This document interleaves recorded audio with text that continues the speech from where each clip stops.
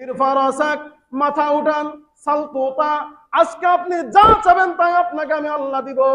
শাফি তু শাফা, আপনি সুপারিশ করেন, আপনার সুপারিশ কবুল করা হবে। এবার পয়গম্বর মাথা উঠাবেন, আল্লাহর কাছে সুপারিশ করবেন। আল্লাহ বলবেন, যান, যাদেরকে আমি আল্লাহ আপনাকে ওয়াদা করেছিলাম আপনার উম্মতের ভিতর থেকে 70,000 মানুষকে আমি আল্লাহ বিনা হিসেবে জান্নাতে দিব, তাদেরকে আপনি জান্নাতের দরজা দিয়ে জান্নাতের মধ্যে প্রবেশ করিয়ে দেন। বিশ্বনবী সাল্লাল্লাহু আলাইহি ওয়াসাল্লাম ওই 70,000 মানুষকে জান্নাতের মধ্যে প্রবেশ করিয়ে দিবেন বিনা হিসাবে। এখানে আরেকটা কথা বলি, মুসনাদে আহমদের মধ্যে আরেকটা হাদিস আছে।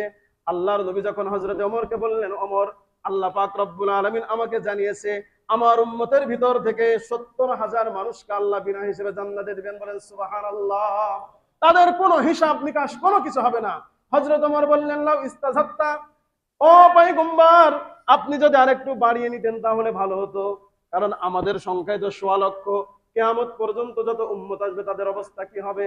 এবার পয়গম্বর হযরতে জিবরাইলকে বললেন, জিবরাইল, মাত্র 70,000 আর একটু বাড়ানো যায় কিনা।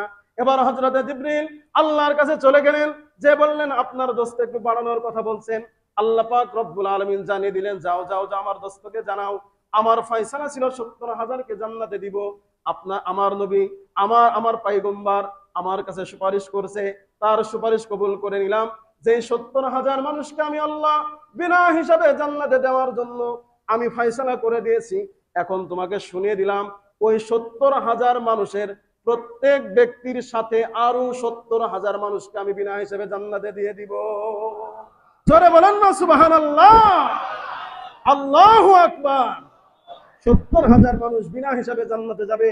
পয়গম্বর এই স্কোপটাও ছাড়ে নাই, আনেওয়ালা কিয়ামত পর্যন্ত উম্মত কোথায় যাবে আল্লাহর রাসূল সেটাও হাতছাড়া করেন নাই, রেখে দিয়েছেন।